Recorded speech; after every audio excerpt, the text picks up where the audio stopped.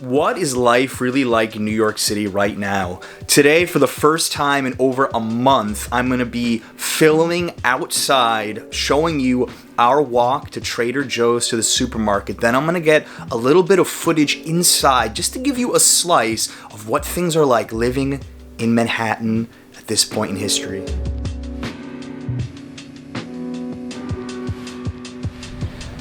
Alright guys, this does feel a little bit weird. I have not filmed outside since mid-March. And I would say that my anxiety level has really dropped quite a bit because, you know, we're so used to going about our lives now with all the changes. The biggest one clearly is the mask everywhere, that I've accepted what's going on. And I've accepted what New York City is like right now.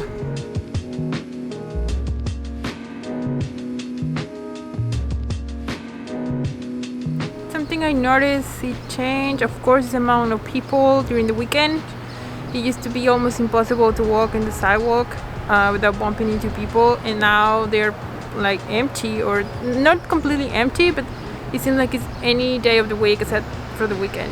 And that's the main thing I noticed. And all the stores closed, like this one. Taking this stroll through Soho right now, I would say it's at about 90% less capacity than I'm used to seeing. Almost all of the stores are closed, which is what makes it really creepy for me, is that there used to be so much life around here, and now all of these little shops are like wait and see. Nobody knows when they're gonna reopen, if some of these stores are going to reopen, but I have been impressed with the ingenuity of some shops. We're about to pass a little coffee shop that is doing service to go, and they're always busy. Every time I've walked by this coffee shop, they're always super busy. I'll show you. Hi, can I do a chai tea latte with skim milk, please? Another really interesting phenomena that's happening in New York is a lot of bars and different spots that serve alcohol are serving drinks to go. There's this one place called Dante, which is on McDougal Street in the Village. They have long lines of people buying $12 cocktails to go in coffee cups. And these are things that you would never expect to see. Lines for cocktails to go. It makes it feel like it's New Orleans, but obviously a lot quieter. We just walked past two guys who were talking. I like how they're maintaining social distancing during their conversation. They both have masks on, but one was about 6 feet away from the other. These are things that we're slowly getting used to here in Manhattan.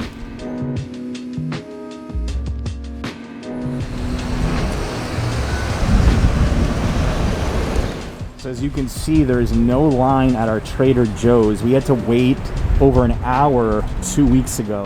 All right, so we're about to head inside Trader Joe's. I'm going to switch to get just a few shots on my phone. I don't want to bother the employees too much, so I'll get a little footage coming up. One of the big changes of late is you can't put outside bags into your shopping cart for sanitary reasons. I've also seen a lot less people inside this particular supermarket, and my theory is that more and more people are leaving Manhattan. We're gonna get to that in a little bit though. In this shot here, you can see that people are trying to maintain social distancing when they're in the same aisle, and this can actually be a bit stressful because you have to wait for people to finish, sifting through the salmon or the chicken, but it's just something that I've personally come to accept. Masks right now are worn by every single person inside of Trader Joe's, and I'm a happy person. As long as you give me my 75-cent beer, I'm good.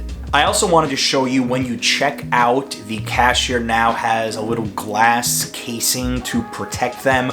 They also can't touch any bags that you bring into the store. What happens now is they put all the groceries that you paid for into your shopping cart, and then you have to take it outside of the store, put it on a table, and then put it into the bags yourself. And I completely agree with this. It allows the staff at Trader Joe's and the cashiers to get less exposure to bags that were obviously touched outside. And then, like normal, I am carting my Trader Joe's groceries home. So that, in a nutshell, is a trip to the supermarket during the coronavirus era. Let's talk about some other changes in New York City, and the biggest news, this occurred about a week and a half ago. Governor Cuomo is requiring that people in situations where social distancing is impossible, they must wear some kind of a face covering. This would be, inside stores, inside the subway. I would say now 90% of the people I pass on the streets are wearing masks, nearly 100%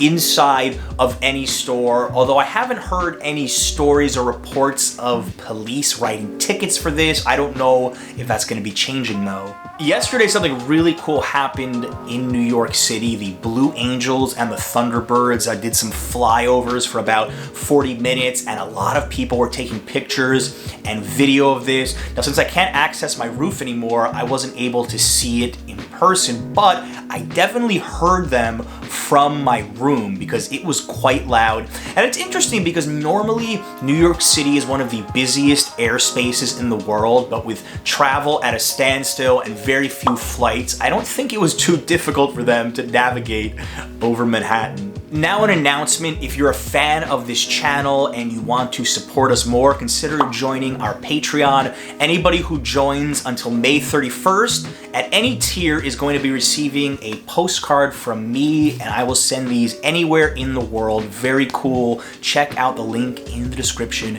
if you're interested. Now we're gonna fast forward to right before 7 o'clock, and this is my favorite part of any day, when all New Yorkers are asked to make some noise for first responders and frontline employees. This is a lot of fun. Let me show you.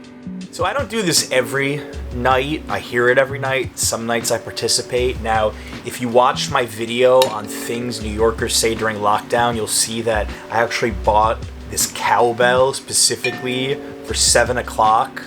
I think it's the loudest noisemaker on the block. Maybe once I heard someone with an air horn, but this is just obnoxiously loud. So I'm gonna show you what it's like at 7 o'clock. And Adriana's theory is that because I get so loud with this, the other people get loud in response. So we're gonna see if it's a little bit louder than normal with my cowbell. We're gonna bring it though. That's our cue, I hear it. I just want people to start.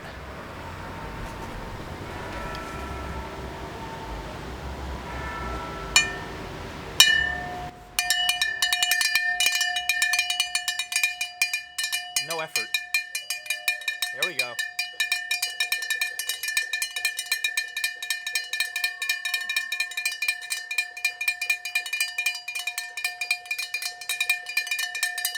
You want to shut out the window?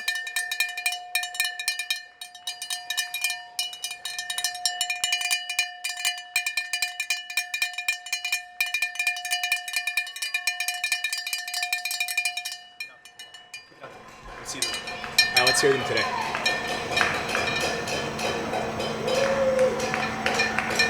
Are we playing that from our building or this building?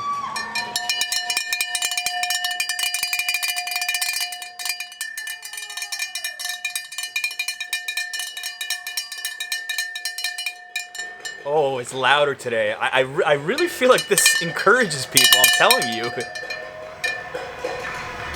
Honking.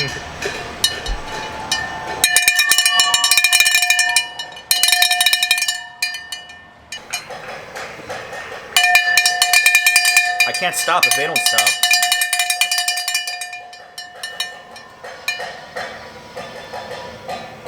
This really does make me smile every time I participate, though. I feel like my energy level goes up. I don't know how many other cities around the world are doing this. Tell me in the comments, first of all, does your city do this? If you live in, I don't know, small town America or anywhere else? Do you guys do this? I love this.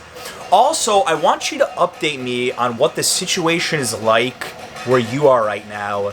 You know, what's it like walking the streets? Do you have to wear masks? What's inside the supermarkets? Update us all in the comments. I've got a lot of content coming from New York City, gonna keep you guys updated on what life is really like here. These people won't stop today, guys. Hope you enjoyed watching. I'm gonna get back to this. Till next time.